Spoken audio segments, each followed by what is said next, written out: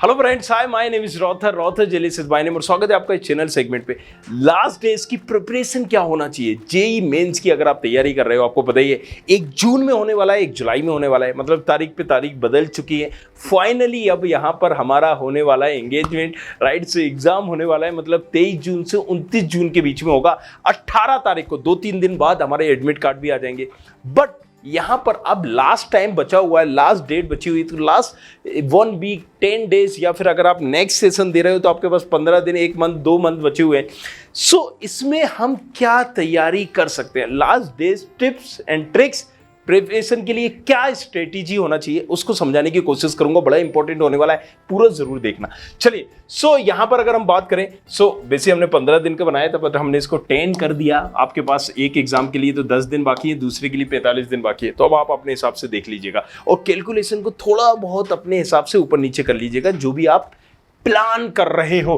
तो चलिए, as the exam date it कहीं ना कहीं करीब ही आ रही है, फाइनल स्टेज पे है, राइट। सो इसके साथ साथ अगर आपने बैकअप एग्जाम भी रखे हैं, बिट सेट, कॉमेड या फिर MSCET XYZ अदर जो बैकअप एग्जाम होते हैं, राइट, सो आपको वो भी देना है प्लस ये भी देना है। सो काफी कुछ आपको यहाँ पर हैंडल करना होगा, तो यार ध्यान में रखिएगा। You have finished your syllabus, I hope, मैं भी उम्मीद यही करता हूं कि आपने फिनिश कर लिया होगा, right. So through out the year, but this is the most crucial stage, क्योंकि लास्ट टाइम बची हुई है। सो अभी आप भी अगर स्टिल स्कोरिंग 90 प्लस कर रहे हो, right, in the sense 120 marks में से या 100 आ रहे हैं, आपने मॉक टेस्ट दिए होंगे अलग अलग जगह से, सो दैट्स गुड थिंग। अगर नहीं आ रहे तो बहुत सारे मॉक टेस्ट अभी भी आपको देने पड़ सकते हैं, दीजिए, ताकि आप एक रिवाइज कर सको बार बार, और यही सबसे कहीं ना कहीं यूजफुल ट्रिक होगी।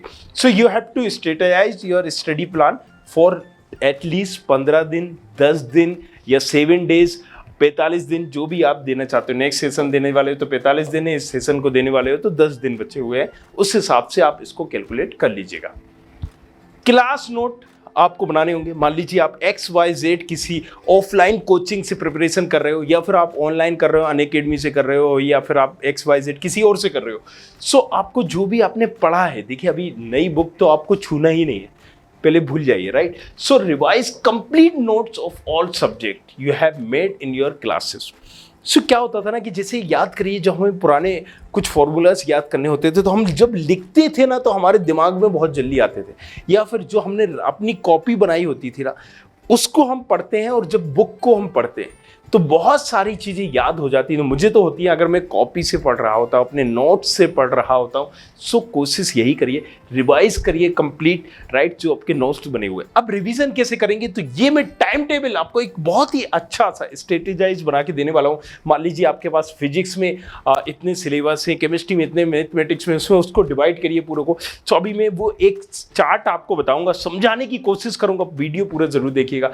Don't miss any topic, even those concept you are good at, right. So आप अगर अच्छे भी हो, किसी आपको लग रहा है कि वो मुझे याद है, लेकिन उसको रिवाइज करने में बिल्कुल भी चूक मत करिए। Why I am saying this thing, जरा सोच के देखिए, आपका कोई दोस्त था जिसने ड्रॉप लिया था 12th में या XYZ के, राइट, क्यों लिया था, क्योंकि मुझे अच्छा परसेंटेज चाहिए, लेकिन जब उसने ड्रॉप लिया तो अच्छा परसेंटेज नहीं बना। क्या हुआ, उतना ही परसेंट बनाया, उससे कमाया। रीजन क्या होता है ना कि जब हम देखते हैं और कुछ कॉपी खोलते हैं, यार ये तो मुझे याद है, ये तो पढ़ा हुआ है, चलो नेक्स्ट चलते हैं, अरे ये भी पढ़ा हुआ है, चलो नेक्स्ट चलते हैं। एंड ये ह्यूमन बिहेवियर है, साइकोलॉजिकल है, होता है इम्पैक्ट इसका, राइट। इवन डॉक्टर्स भी ऐसे ही बोलते हैं। So make sure this thing कि अगर आपको वो आता है, बट रिवीजन करना is compulsory, and that's the reason बोला जाता है कि अगर आपके पास टैलेंट नहीं है तो स्किल्स आप प्रैक्टिस कर कर कर करके आप कहीं ना कहीं डेवलप कर सकते हो। So practice makes person perfect, you can say that. Okay, give at least 10 hours of your day for the revision, और अगर किसी कारणवश 10 आवर्स नहीं दे पा रहे हो, दूसरे एग्जाम को देना है, तो एटलीस्ट 7 to 8 आवर्स जरूर दीजिए। बड़ा क्रूशियल टाइम है, क्योंकि यही डिसाइड कर रहा होता है कि आप कहाँ जाओगे। यकीन मानिए मेरे दोस्त, आपने अभी तक अगर मक्कारी ही की है 17 सालों में, 16 सालों में, आपने खूब जो करना था आपने कर लिया, और अगर आपने इन 6 मंथ में या इसमें एक अच्छा सा रिजल्ट ला दिया ना, तो यकीन मानो मेरे दोस्त, आप उन तमाम लोगों से हाई हो कि अगर आपको एक IITs NITs मिल गया, टॉप लेवल का एक मनपसंद की ब्रांच मिल गई, सो आपकी पूरी लाइफ सेट है। राइट। इसलिए बोलते हैं कि जब 2-3 दोस्त थे यहाँ पर, एक दोस्त वो था जिसने पूरे सालों साल मक्कारी की थी, एक तो दो जो पूरी जिंदगी भर पढ़ता आया है, बचपन से टॉप आ रहा है क्लास में, क्लासों में और स्कूलिंग में, सारी जगहों पर, हर क्लास में, और अभी भी उसने क्रैक कर लिया। तो यार ऐसे लोग तो होते हैं टैलेंटेड, लेकिन कुछ लोग ऐसे भी होते हैं जो खूब मक्कारियां किए लेकिन 1 आध साल सीरियस हो गए। तो ये वही टाइम है, अगर तुम इस 1-2 मंथ के अंदर भी सीरियस हो गए, 2 एग्जामिनेशन है तुम्हारे पास जुलाई में जो होने वाला है, अगर तुम ये सीरियस हो, तुमने कुछ भी मक्कारी की होगी, यकीन मानो उससे बेटर तुम्हारा करियर बना सकता है, राइट। क्योंकि पुराना कोई भी रिकॉर्ड तुम्हारा कहीं नहीं देखा जाएगा। अगर तुमने इसमें रैंक ला दी तो यहां पर जेई में स्कोर करना, राइट, अगर तुम्हारा 1 नंबर है, 12th में तुम्हारे 98% है, तुमने पूरी सिटी टॉप की है, तुमने पूरी स्टेट टॉप की है, फिर भी 1 नंबर वाला एक अच्छा इंस्टीट्यूट पालेगा, 98% वाला नहीं पाएगा। ऐसा होता है। मान लीजिए अगर आप किसी भी स्टेट में आप देख लीजिए, मध्य प्रदेश की देख लीजिए, तो यहां पर पहले जेई वालों को ही मौका मिलता है, 1 नंबर वालों को ही मिलता है, इसके बाद 98। सो आप इसकी इंपॉर्टेंस को समझना है।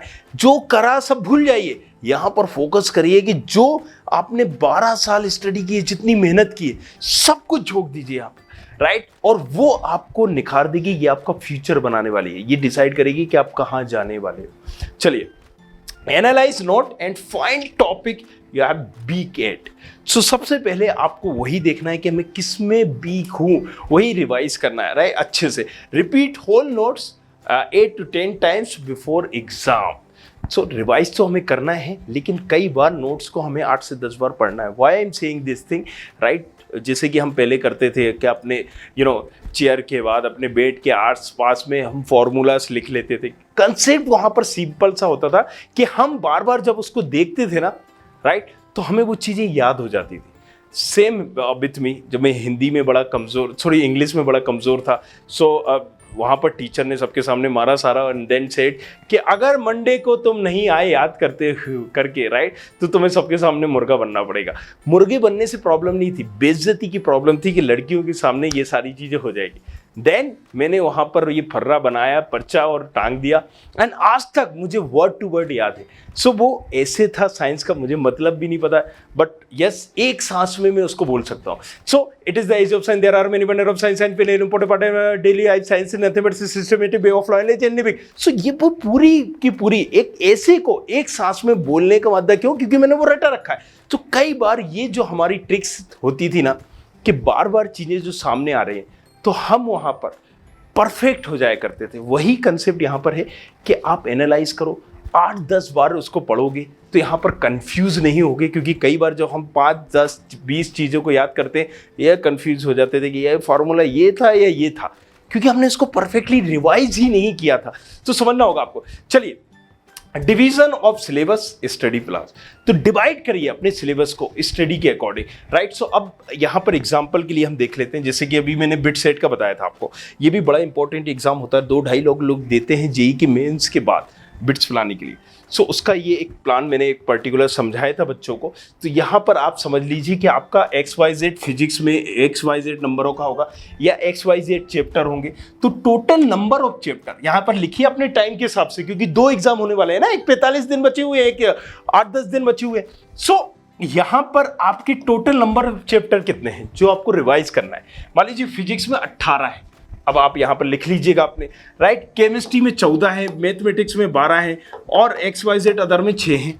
तो टोटल नंबर कितने हुए? टोटल नंबर हमारे हो गए 50। अब इसका मतलब यह है कि हमें 50 जो है वो कहीं ना कहीं चैप्टर को रिवाइज करना है, राइट।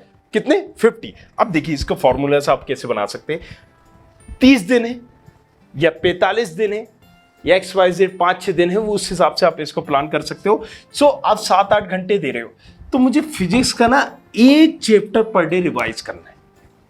7 दिन है, 3 चैप्टर रिवाइज करिए आप पर डे, राइट। केमिस्ट्री का मुझे 1 रिवाइज करना है, मैथमेटिक्स का 1 रिवाइज करना है, एंड अगेन मैं यहां पर टोटल कितना 3 chapter in a day per day मैं रिवाइज कर लूंगा। इसका मतलब वीक में क्या होता है, वीकली अगर आप देखोगे तो 7 दिन होते। अगर एक आध संडे भी लेते हो, चलिए छोड़ देते हैं, 6 दिन होते तो भी 18 टॉपिक होते। तो वीक में अगर आप 7 दिन स्टडी करते हो तो 21 टॉपिक आप रिवाइज कर सकते हो 7 दिन के अंदर, राइट। पता नहीं होगा कहाँ जाना है, आप भटकते रहोगे, घूमते रहोगे, नहीं समझ में आएगा कि क्या करना है। So that's how you can make a plan, strategise करो चीज़ों को। एंड फिर अगर आप देखोगे कि एक हफ्ते में 21 टॉपिक आपने रिवाइज कर लिए, राइट, दूसरे वीक में अगेन 21, तो 21 22 कितने हो गए। तो अगर आपने 21 चैप्टर को रिवाइज किया है वीक फर्स्ट में, वीक सेकेंड में कितना हुआ है 21, 42 टॉपिक सिलेबस आपके हो गए थे कितने 50, राइट। अगेन 3 डेज में आप याद भी कर लोगे, तो टोटल 17 दिन में हमने यहाँ पर कंप्लीट कर लिया अपनी प्रिपरेशन। इस हिसाब से आप अपना बेस्ट टाइम टेबल बना सकते हो, स्ट्रेटेजाइज कर सकते हो चीज़ों को। एंड जो आपके पास अभी भी दिन बचेंगे 17, मान लीजिए 30 दिन थे या 45 दिन थे, तो इस हिसाब से भी आपके पास अभी भी कितने बचे हुए, 28 दिन बचे हुए, 30 दिन थे तो 13 दिन बचे हुए। सो 13 दिन आपके पास बचे हुए हैं। एंड उसमें भी आप मॉक टेस्ट, सैंपल पेपर हॉल करने के लिए भी आपके पास 12 दिन का टाइम बचता है। और लास्ट दिन रिलैक्स रहिए, चिल मारिए, बस थोड़ा फॉर्मूला इन चीज़ों को रिवाइज करिए, राइट। रात भर नहीं पढ़ना है लास्ट दिन, नहीं तो आप जाओगे वहाँ पर वोमिटिंग होगी, नर्वस होगे, that's would be happen, right. तबीयत खराब हो सकती है। तो हमें और जल्दी सोना है। इवन अगर आप सोच रहे हो कि हम लास्ट दिन पढ़ के कुछ उखाड़ लेंगे, नहीं होगा। वहाँ पर जाके आपका और अगर आप मेंटली नहीं होगे हेल्दी तो राइट, सो फिर वहाँ पर डिस्टर्बेंस हो सकता है एग्जाम में। यही होता था एंड दैट्स द रीज़न 2 मौके दिए जा रहे हैं भाई। क्यों यहाँ पर 1 जून में दिया जा रहा है, 1 जुलाई में दिया जा रहा है। और पिछले साल अगर हम देखें तो पिछले से पिछले साल 4 मौके दिए गए थे। एक दिन में, एक महीने में क्या घंटा उखाड़ लोगे तुम, ऐसी कोई प्रिपरेशन कर लोगे? नहीं।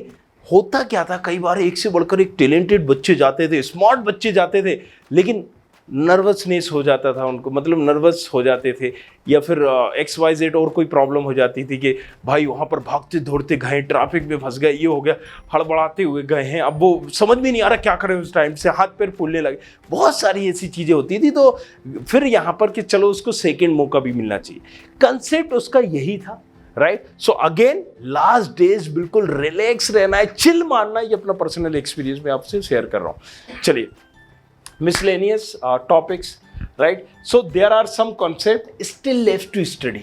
हमेशा कुछ ना कुछ बच जाते हैं। So you have not completed syllabus. आपको पूरा सिलेबस कंप्लीट नहीं करना है, right? So 2 हाथ है, बॉल यहाँ पर 3 आ रही, नहीं पकड़ सकते, बट यस तुम उन 2 बॉलों को कैच जरूर कर सकते हो, 2 बॉल को जरूर कैच कर सकते हो। एंड सो दैट्स हाउ, इसी थ्योरी पर आपको वर्क करना है। सब कुछ इतनी तेजी से सारी चीज़ें आ रही हैं, सब कुछ आप नहीं कर सकते, बट जो कर सकते हो वो तो करो। ऐसा ना हो वो 3 बोले ही आपसे छूट जाए। Okay, so don't wait for syllabus to be end और फिर हम रिवीजन करेंगे। ये सबसे बड़ी गलती करते हैं स्टूडेंट कि नहीं भैया, हम तो पहले पूरा क्या करेंगे कि जल्दी से मैं जो एंड कर लेता हूँ। तेरा हुआ क्या? नहीं, तेरा नहीं हुआ, ठीक है, मैं तो अपना सिलेबस जल्द एंड करने वाला हूँ, फिर मैं रिवीजन करूँगा। मत पढ़ो इस चक्कर में। रिवीजन नहीं करोगे, जो तुमने किया है, जो प्रिपरेशन की है, मैंने अभी तुम्हें अपना याद करके बताया कि उस रिवीजन की ताकत ये है कि आज 10-15 साल बाद भी मैं उसको फ्लुएंटली बोल पा रहा हूँ। एटलीस्ट 10 साल तो हो ही गए होंगे, राइट। सो जो मैंने 7वीं 8वीं में रटी हुई थी चीज़ों को, आज भी मैं उसको एक सांस में बोल सकता हूँ। वीडियो काफ़ी लंबा हो जाएगा, अदरवाइज मैं पूरा का पूरा ऐसे आपको 4 मिनट 5 मिनट के अंदर सुना दूंगा, एक सांस में सारी चीज़ें। मैं जब उस ऐसे को आज भी लिखता हूँ ना, तो मैं 8 से 10 पेज भर सकता हूँ, क्योंकि मुझे याद है। लेकिन इसके साथ दिक्कत क्या होती थी कि मुझे फिर से रिवाइज करना पड़ता था। अगर मैं बीच में भूल गया तो मुझे शुरू से बोलना पड़ेगा। सो make sure this thing, revision आपको करना ही पड़ेगा ताकि वो चीज़ें याद रहें। Divide studying hours smartly, 3-4 hours to study, right, and touch topic. So again, remembering the time for revision only. So जो भी आपका टाइम बचा हुआ, remembering बोल रहा हूँ, remaining time जो भी आपका बचा हुआ है वो आपको रिवीजन में लगाना है, मॉक टेस्ट में लगाना है। क्योंकि आप जितना ऐसे टेस्टों को दोगे, उसका भी मैंने टॉपिक लिखा हुआ है, मॉक टेस्ट, राइट। सो मॉक टेस्ट का कंसेप्ट क्या होता है? देखो यार, सीधी सी बात है, मॉक टेस्ट जब तक आप फ्री हैंडली दोगे ना, कभी नहीं होगा। अब देखो, अगर आप इंटरव्यू की प्रैक्टिस करते रहोगे दिन रात भर, लेकिन जब आप इंटरव्यू देने जाओगे आप वाकई में नर्वस हो जाओगे, हाथ पैर जरूर आपके थोड़े से सीरियस जरूर हो गया, भले वो प्लेसमेंट के लिए हो या दूसरी चीज। Why is it? राइट, क्योंकि हम जब घर में बैठे होते हैं ना तो सीरियस नहीं होते हैं।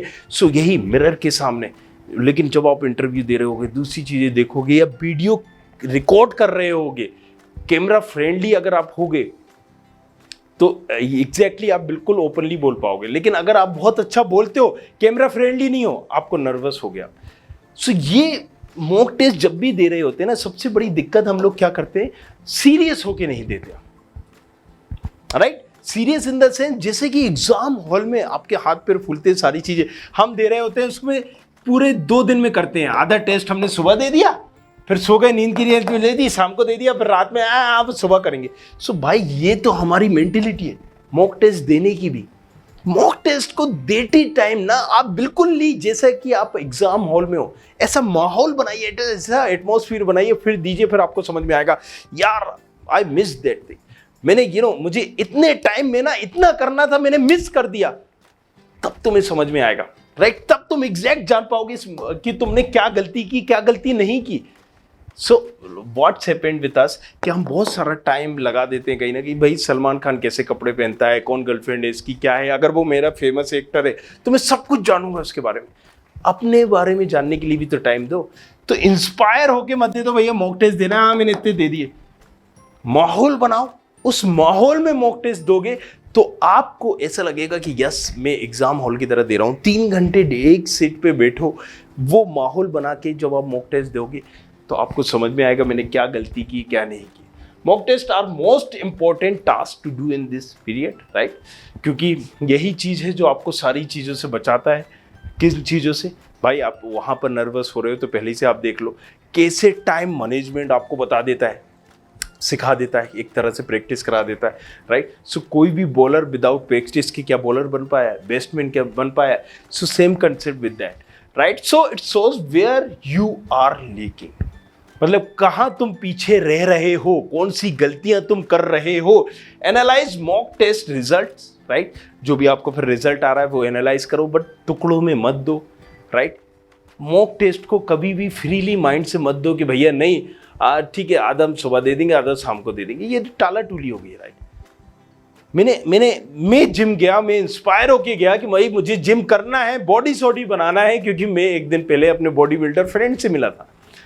And then I went there, 7 दिन ज्वाइन किए, साल भर की फीस जमा करके आए, घंटा कुछ उखाड़ पाए, ये और निकल गया, राइट। सो कंसेप्ट क्लियर है, क्योंकि हम सीरियस ही नहीं थे। अगर आप यहां सीरियस नहीं होगे वहां भी नहीं हो पाओगे। चलिए, work on concept you faced problem in solving during mock test. उसी पे काम करना है कि जो हमने प्रॉब्लम फेस की मॉक टेस्ट के दौरान। गिव एटलीस्ट 10 मॉक टेस्ट, कम से कम 10-12 जरूर दीजिए, राइट, ताकि आपको एक रफली आइडिया हो, वो माहौल बना के। आई होप यहां पर आपको सारी चीजें क्लियर होंगी। Short notes, right, short notes क्या है? और your basic concept like formulas, पर्चे, राइट, वो जो हम बनाया करते थे बचपन में या लगाया करते थे, तो बहुत सारे लोग अभी भी करते हैं, बुरे नहीं है, अच्छा है, राइट। अगर आपको जो भी चीजें जैसी होती हैं आप वही प्रोसेस से करिए। Make sure you are through with short note. If you are lacking any concept from short note, then it can make you score less marks, right. समझ में आ रहा है? सो अगर आप यहां पर किसी भी चीज में लेक कर रहे हो, किसी भी कंसेप्ट में लेक कर रहे हो, राइट, सो कहीं ना कहीं आपके स्कोर पर इंपैक्ट करेगा। So again I said this thing, मैं लास्ट में एक स्टोरी भी सुनाऊंगा, तुम्हें बने रहना पड़ेगा हमारे साथ, क्योंकि बड़ी इंपॉर्टेंट है। And revise whole short note every day at least 1 time, so you will get all this information.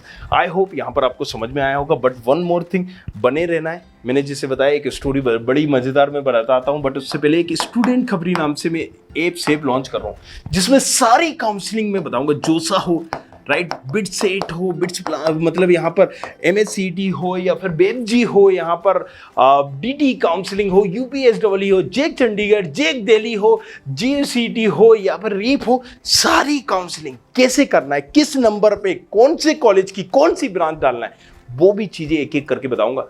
सो इस चैनल को जरूर सब्सक्राइब करिएगा, शेयर करिएगा अपने ग्रुप में, अपने तमाम लोगों के साथ जो जेई की प्रिपरेशन कर रहे हैं। बड़ा ही इंपॉर्टेंट होने वाला है, ये फ्री ऑफ कॉस्ट बता रहा हूँ। काफ़ी मैंने मेहनत करके रख लिए, बना के रख लिए। इवन प्रेडिक्टर लॉन्च कर रहा हूँ जिसमें नंबर के आधार पर आपको पता चलेगा कि रैंक सेइंग क्या है और किन कॉलेजेस में आप जाओ।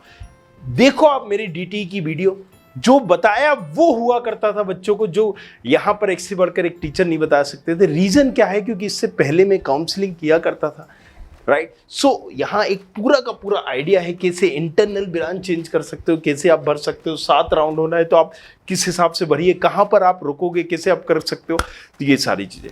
अब रही बात स्टोरी की, तो स्टोरी देखिए यार, सीधी सी बात है, इसको समझने के लिए राइट थोड़ा सा हम बैक चलते हैं। 3 दोस्तों की कहानी ले लेते हैं, राइट।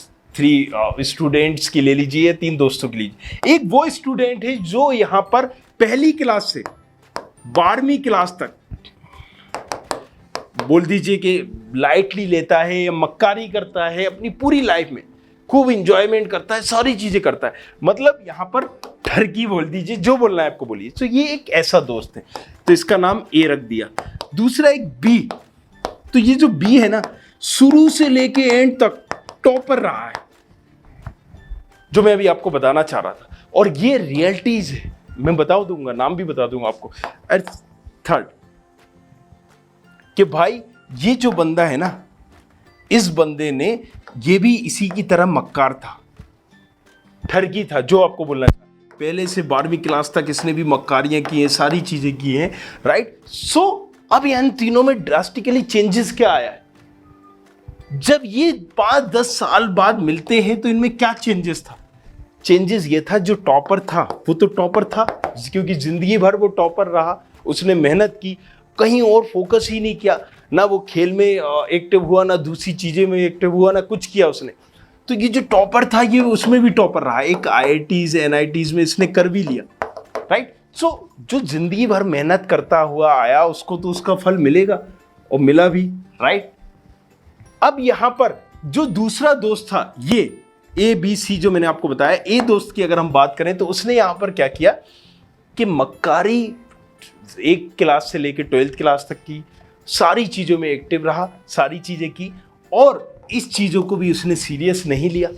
और यहाँ पर क्या प्लान किया कि यार ठीक है, पैसा जैसा ले जाके मम्मी डैडी का यहाँ वहाँ से निकाल के लोन सोन लेके एक किसी प्राइवेट कॉलेजेस में कंप्यूटर साइंस से ही इसने मान लीजिए कर लिया, राइट। इंजीनियरिंग भी कर ली। अब ये भी इंजीनियरिंग कर रहा है, ये भी इंजीनियरिंग कर रहा है, और ये बंदा भी इंजीनियरिंग कर रहा है। लेकिन हुआ क्या डिफरेंस इन तीनों में? इस बंदे ने भी इसकी तरह सारी चीजें मक्कारियां की है, लेकिन बस इसने क्या एक चेंज किया कि जो लास्ट 6 मंथ थे ना, जो जेई की थी, इसमें वो सीरियस था, सारी चीजें इसने की है, सब कुछ किया है, और जेई को इसने शिद्दत से जिया है, शिद्दत से किया है। एंड अगेन इसने यहां पर राइट, जब आप लास्ट मिनट में भी कोई तैयारी करते हो, प्रैक्टिस करते हो, जाहिर सी बात है इसको तो बीट कर नहीं सकता वो, लेकिन कुछ बेटर करके इसने any how IITs last rank में ले लिया। अब इससे हुआ क्या यार कि लेने के बाद IITs में हो गया इसका, और फिर इसने अपनी मक्कारी फिर भी नहीं छोड़ी, करता रहा मक्कारी। 4 साल IITs NITs में भी इसने जहां हुआ वो मक्कारी करके निकाल दिया। लेकिन कंक्लूजन क्या हुआ, जब कंपनीज आती है ना, एक टैग भी देखती है, ब्रांड भी देखती है, तो ये तो हो गया बंदा, राइट। और इसको पैकेज मिल गया 6 लाख का, इनको पैकेज मिल गया भाई सबको 30, 40, 50 लाख का, या जितना भी मान लीजिए, क्योंकि IITs का टैग था। इनके साथ भी यही दिक्कत थी। जब प्लेसमेंट आया, कंपनी आई, तो उन्होंने कहा चलो यार IITs से तो पढ़ा है, चलो इसका अगर सारी चीज़ें सही नहीं है तो CS से पढ़ा हुआ है, ट्रेन तो हम कर देंगे, ट्रेनिंग हम दे देंगे। तो इस बंदे ने पहली से 12वीं तक मक्कारी की, और फिर first year, second year, third year, fourth year में भी मक्कारी की। लेकिन यहाँ पर लास्ट में भी अगर पास होता गया, तो यहाँ पर किसी कंपनी ने जब प्लेसमेंट दे दिया ना उसे, किस वजह से, टैग की वजह से, कि चलो IITian है, हम ट्रेंड कर देंगे, तो भी इसकी लाइफ संभल गई। और ये वाला बंदा ना इस बंदे से भी बेटर कहीं ना कहीं कर रहा है। This is true. सो आपको देना होगा कि जब आप मेच्योर हो जाते हो ना, तो काफी सीरियस आप हो भी जाते हो, लेकिन आपने जो पुराना किया भूल जाइए। ये जेई बिट सेट या आपकी जो एग्ज़ाम दे रहे हो ये वही इतने इंपॉर्टेंट है। अगर आप इस टाइम पे सीरियस हो गए ना, जिंगल आला, लाइव जिंगल इसको लगा डाला तो लाइव जिंगल आला जेई वही है।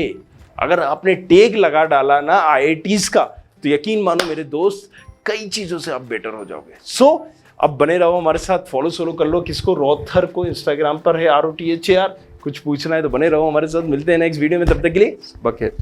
I hope you like this video. For more such videos, keep watching our channel. And do not forget to like, share and subscribe.